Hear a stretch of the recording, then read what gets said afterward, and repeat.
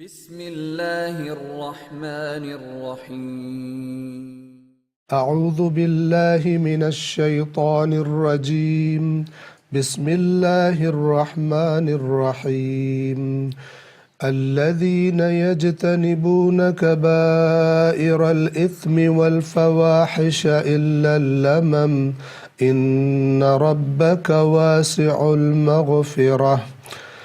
جو لوگ بڑے گناہوں اور بے حیائی کے کاموں سے پرہیز کرتے ہیں مگر یہ کہ کچھ ہلکے گناہ سرزد ہو جائیں، بے شک آپ کا پروردگار وسیع مغفرت والا ہے۔ صدق اللہ العلی العظیم۔ آپ کو یاد ہوگا کہ ہم نے اس آیت کو چند حصوں میں تقسیم کیا تھا کیونکہ آیت ذرا نسبتاً لمبی تھی۔ دوسرے حصے کے ہم معانی بیان کریں گے۔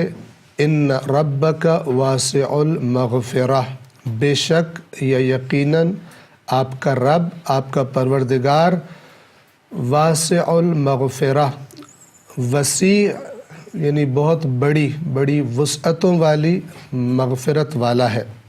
گزشتہ درس میں ہم نے الذین یجتنبون کبائر الاثم والفواحش الا اللمم تک کے معانی بیان کر دیے تھے۔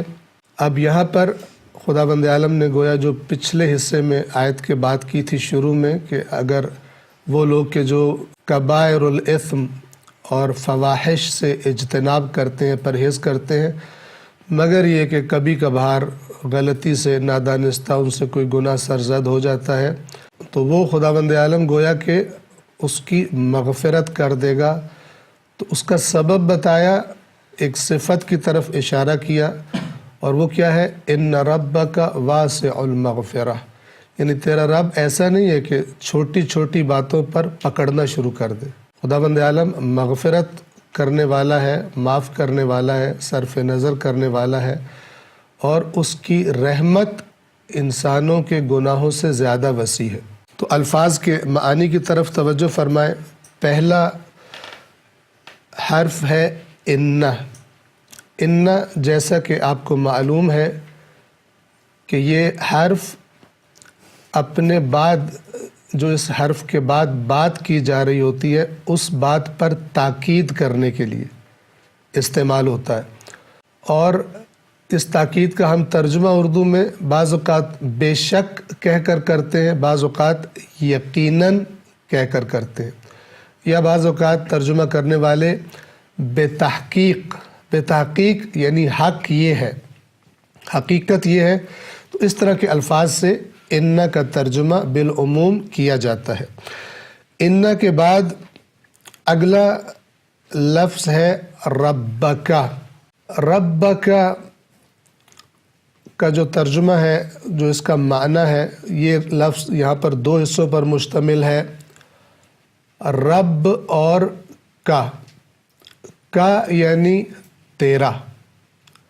مثلا اگر کہنا ہو تیرا گھر تو عربی میں کیا کہیں گے؟ بیتوکا۔ تو یہاں پر رب کا یعنی تیرا رب۔ لفظ رب کا معنی بہت مرتبہ اس درس میں تکرار ہوا ہے، مختصر بیان کرتے ہیں کہ رب اس ہستی کو کہا جاتا ہے کہ جو کسی بھی چیز کی زندگی کے جتنے بھی مراحل ہیں اور ان مراحل سے گزرنے کے لیے اور آگے بڑھنے کے لیے اور نشو و نما کرنے کے لیے، رشد کرنے کے لیے، تکامل کے لیے، نقطہ کمال تک پہنچنے کے لیے جتنے بھی مراحل ہیں، ان کی جتنی بھی ضروریات ہیں، جو ذات ان تمام ضروریات کو فراہم کرتی ہے، مہیا کرتی ہے، اس کو رب کہا جاتا ہے۔ اور چونکہ عالمین، تمام کائنات کا خیال رکھنے والا، جس کو ہم اردو میں پالنے والا کہتے ہیں، تو وہ کون ہے؟ الحمدللہ رب العالمین، تمام عالمین کا رب۔ بس رب یعنی تمام مراحل کی تمام ضروریات کو فراہم کرنے والا۔ اس کو ہم سادہ اردو زبان میں کیا کہتے ہیں؟ پالنے والا۔ یہ بات البتہ ذہن میں رہے کہ اللہ کے علاوہ جتنے بھی پالنے والے ہیں، یعنی جیسے ماں باپ ہیں، جو انسان کی جسمانی عام طور پہ پرورش کرتے ہیں. باپ محنت کرتا ہے، کما کر لاتا ہے تاکہ اپنے بچوں کو کھانا فراہم کر سکے. اسی طرح استاد یا مربی، یہ لفظ مربی بھی وہی تربیت والا ہے اور یہ اسی رب کا معنی پہنچاتا ہے.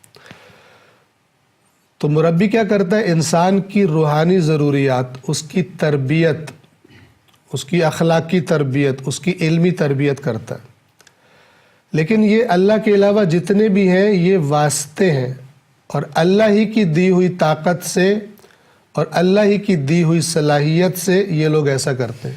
لیکن وہ ذات کہ جو کہیں اور سے نہیں لیتی بلکہ اپنے پاس سے دے کر عطا کر کے اس تمام کائنات اور اس کی مخلوقات کی پرورش وہ ذات کرتی ہے اور پالتی ہے، وہ فقط اور فقط اللہ تبارک و تعالی کی ذات ہے. پس رب کا جو اصل اور حقیقی اور کامل معنی ہے، اس معنی میں سوائے اللہ تبارک و تعالی کی ذات کے یہ لفظ کسی اور کے بارے میں استعمال نہیں ہو سکتا. اگرچہ عربی زبان میں اس لفظ کا استعمال غیر خدا کے لیے آیا ہے. رب البیت، گھر کا رب یعنی گھر کا مالک، گھر کو چلانے والا. لیکن اس قسم کا استعمال قرینے کے ساتھ ہوتا ہے، اور ہرگز کہیں بھی رب کے لفظ کا استعمال اس معنی میں نہیں ہوتا جس کامل معنی میں اللہ کے بارے میں رب استعمال ہوتا ہے. لہذا اس کے معنی کو اچھی طرح سمجھنا چاہیے اور ذہن نشین کرنا چاہیے.